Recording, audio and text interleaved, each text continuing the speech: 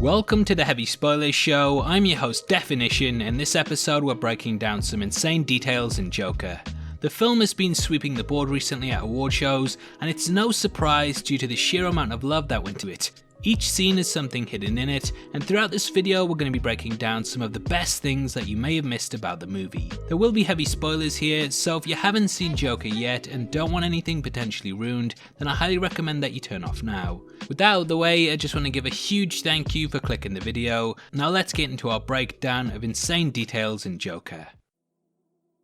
Joker centers around Arthur Fleck as he transforms into the infamous Clown Prince of Crime. The entire piece feels like a countdown towards the ending, in which both the titular character and his polar opposite Batman are born. Sometimes in TV shows or movies, when something is counting down to a specific moment, there are often signifiers put into the background of scenes.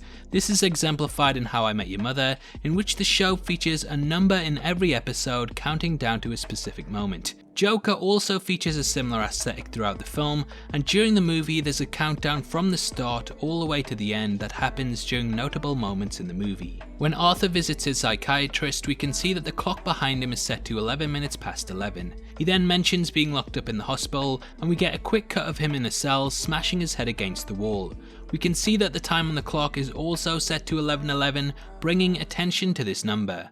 Before Joker commits the murder of the 3 Wayne employees on the subway, we can see the number 10 behind one of their heads. Arthur chases one of them onto a platform before shooting them, and the number 9 can be seen everywhere.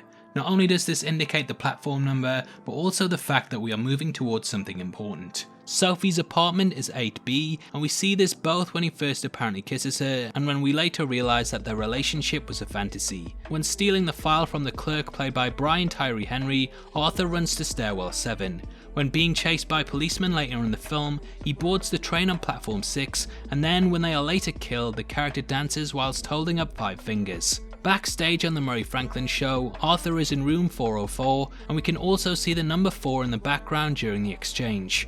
On the show and during his rant, Arthur is filmed by camera 3, and later when the death of the host breaks, it is reported by a station named 2WGC Gotham. It all culminates when Joker rises at the end and stands in front of a cinema named Ace in the Hole. An ace can represent 11 or 1 in cards, and to me this also signifies a deck of cards of which the Joker is also a member. Similar to Ace in the Hole, Joker's wild is a saying in cards, but yeah, that may be a reach. Okay, it's a reach, I admit it. Arthur losing his grip on his sanity is also demonstrated with the character's makeup throughout the film.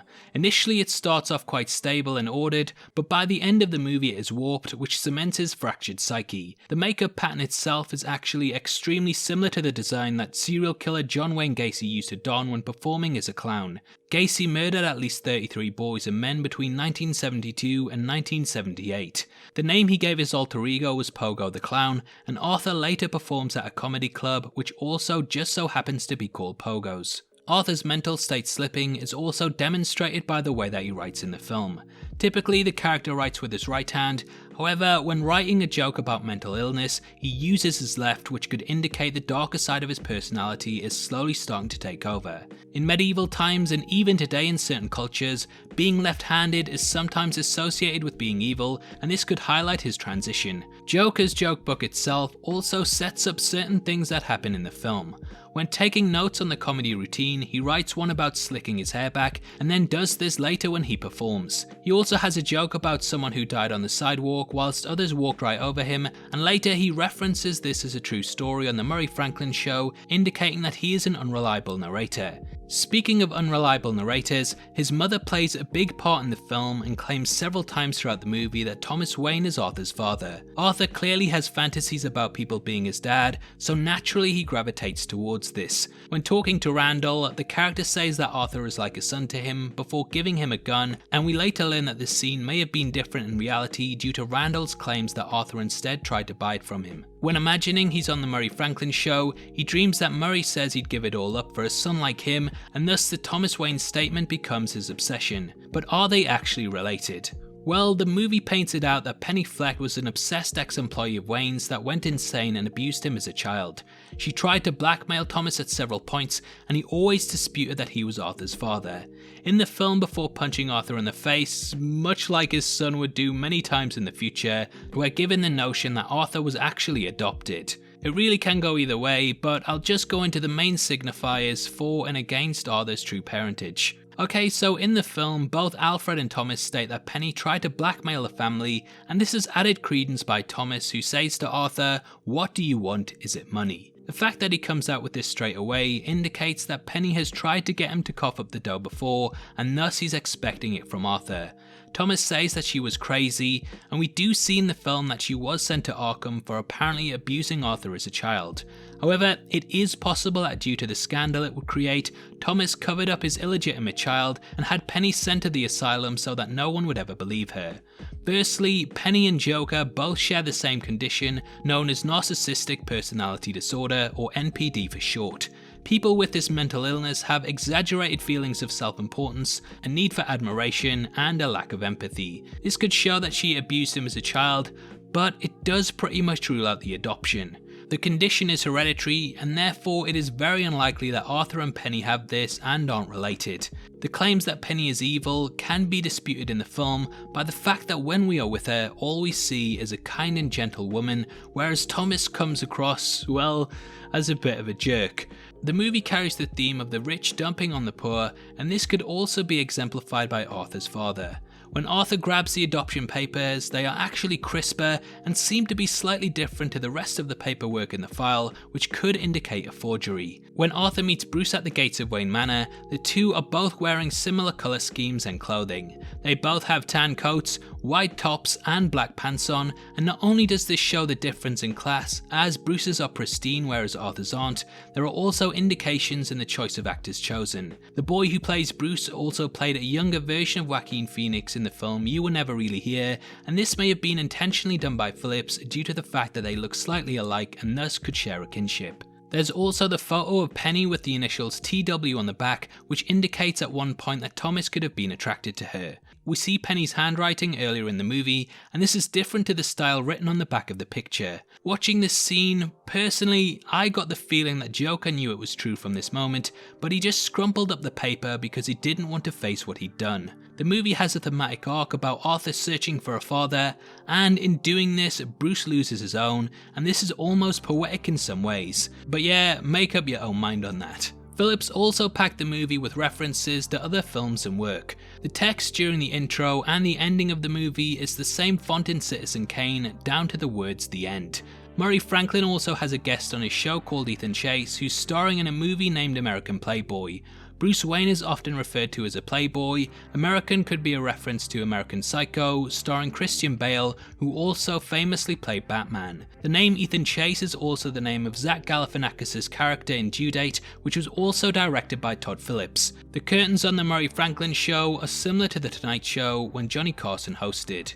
The Charlie Chaplin film Modern Times that is shown in the movie was a commentary on the Great Depression and how difficult it was to live during it. This mirrors the poor struggling in Gotham and how the rich seem to be laughing at them. Arthur is also seen watching Shall We Dance, which was also a hit during the Great Depression. Whilst watching this, Arthur seems to mimic Taxi Driver in trying to act tough to himself in his apartment. The film references the King of Comedy movie throughout, well everything, but there's also several references to Batman properties, as you would expect. A painting that Arthur has in his apartment actually appears in Batman 1989 during the art gallery scene in which Jack Nicholson quote-unquote improves the paintings. When Arthur goes to see Bruce at Wayne Manor, we see a shot where he slides down a pole. This is very similar to how the character would in the 1966 show starring Adam West and Burt Ward. Gary and Randall are supposed to mirror the iconography of Joker's henchmen, with one of them being a fat and tall giant whereas the other is a small midget. There are also 3 Joker stories that the movie references. The first is Alan Moore's The Killing Joke, in which the Joker initially starts as a stand-up comedian. The book showcased how one bad day could send someone over the edge, and this definitely provides a metaphor for the film. The second is On a Beautiful Summer's Day He Was, which was about the Joker living with his father. Though it is his mother in the movie, in the work he spends the majority of his time scrawling jokes into a notebook. The third is The Dark Knight Returns, which has the Joker appear on the Dave Endocrine Show and murder the host, guest and audience.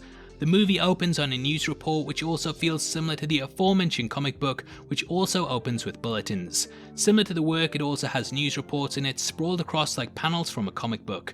During the film we see a sign for Robinson Park at the 9th Avenue subway stop, and this location is also mentioned in the Batman book Year One. As we mentioned earlier, Joker sits in the dressing room 404, which is also the issue that Year One started at. The diner that Arthur takes Sophie to is on Jerome Avenue, and this is a reference to Jerome Valeska, who was the twin brother of Jeremiah who became the Joker in the TV show Gotham. In a deleted scene, Arthur was seen outside a mural at Red Amusement Mile, and this is a reference to the carnival section of Gotham that the Clown Prince of Crime used as his home. The ambulance at the end that crashes into the cop car had also been redesigned to look more Joker-esque, however this was cut from the film and I really wish they had put it in. Thomas says that anyone who hides behind a mask is a coward, and this is of course a reference to Batman, and I know that's an obvious one. Arthur's social worker is called Deborah Kane, which is a nod to one of the creators of Batman, Bob Kane. The font of the Murray Franklin show is the same as the font used in Batman the Animated Series, and the backdrop of the skyline is also from the cartoon.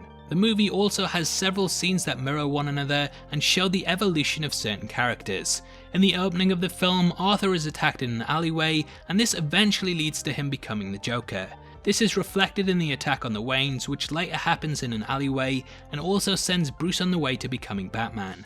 After Arthur is fired from his job, he dances whilst walking down the stairs. This almost indicates his descent into madness, and this style of dancing down some stairs appears later in the movie when the character has fully embraced his new persona. Super rats are mentioned early on, and these actually pop up whilst Arthur is making a phone call at one point in the movie, and then later during the death of the Waynes. When practicing for the Murray show, you can see that Arthur has made his own mug and written on it in magic marker to try and recapture the look of the set. And finally is the theory that the entire movie is all in Joker's head. This is exemplified by the fact that when Arthur is in the psychiatrist's office, the clock can be seen as being set at 11 minutes past 11.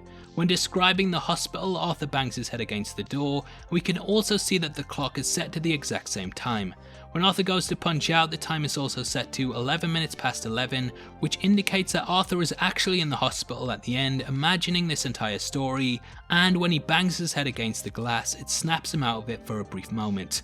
Arthur does say at one point that he never really existed, and we know that the character is prone to fantasies. It is possible that due to his lack of not having a father, he imagined that he took the father away from his worst enemy. In the King James Bible, chapter and verse 11:11, the following passage can be found. Therefore thus saith the Lord, behold, I will bring evil upon them which they shall not be able to escape, and though they shall cry unto me, I will not hearken unto them. This pretty much sounds like it is referring to the Joker directly, who is very much getting revenge on his city and people that he views as wronging him. Those who've seen the movie Us by Jordan Peele may also remember that 11:11 pops up throughout that film, and it is referring to the same thing that I believe that the Joker movie is hinting at. Whilst Phillips and Phoenix have both denied that there is any connection, it is fun to tie these things together. Oh, and the clown company that Joker works at is called Ha Ha's. And that's our entire list. I had a blast making this video and I hope you had fun watching it. I'm going to try and do a video like this every week, so make sure you drop a comment on what movie you'd like to see me cover next time. Obviously I'd love to hear your thoughts on the tidbits, so make sure you leave your thoughts on them too. If you missed our video last week, then I'll leave that linked at the end as we go over some insane details in Avengers Endgame, and I guarantee there will be some in there that you haven't heard before. If you want to support the channel and get to see content early, then please consider clicking the join button below. You can also come chat to us at our Discord link in the description, or at DefinitionYT on Twitter. That's the best way to keep up to date with the show, and hopefully I'll see you over there very soon. This is a channel for people who are super into superheroes, so if that's the kind of thing you like, hit subscribe. Thank you for taking the time to watch this. I've been Definition, you've been the best, and I'll see you next time. Take care, peace.